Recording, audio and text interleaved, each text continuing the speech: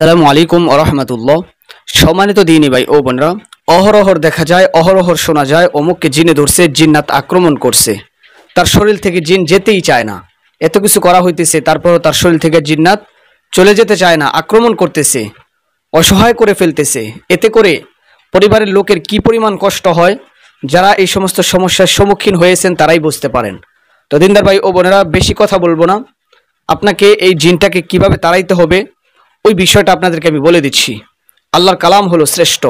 আল্লাহর কালামের মহত্ব, বরত্ব বহু শক্তিশালী এবং মর্যাদাপূর্ণ।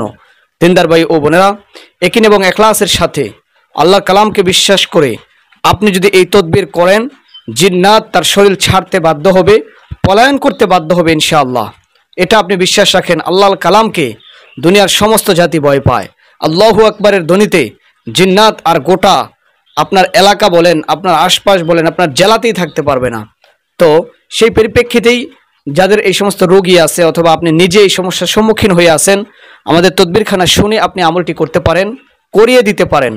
সেটা হলো 30 নম্বর পারার মধ্যে সূরাতুত তারিকের শেষের যে আয়াতটা আছে ওইটা 21 বার পাঠ করবেন। 21 বার পাঠ করবেন, স্ক্রিনে দেখে নেন। 21 বার পাঠ করবেন। 1 হাত অথবা 1.5 হাত পরিমাণ ডালিম গাছের একটা ডাল নেবেন। ডালিম গাছের ডাল 1 হাত অথবা 1.5 হাত নেবেন।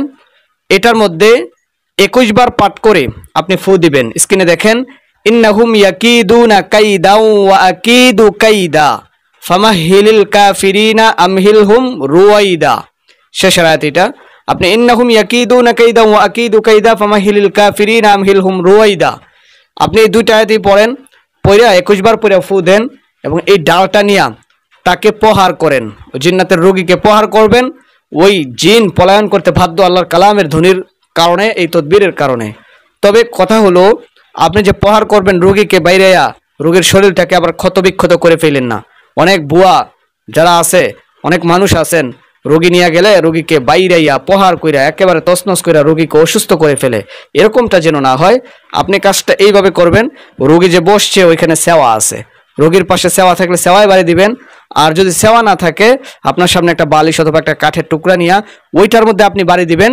জিন্নাত তো আকারে বড় হয়, ওই জিনের শরীরের মধ্যে আপনি নিয়ত করে এই ব্যাটটা দিয়া, ডালিম গাছের ডাল দিয়া বাইরাইতে থাকবেন, প্রহার করতে থাকবেন, সে আঘাত পাবে ইনশাআল্লাহ।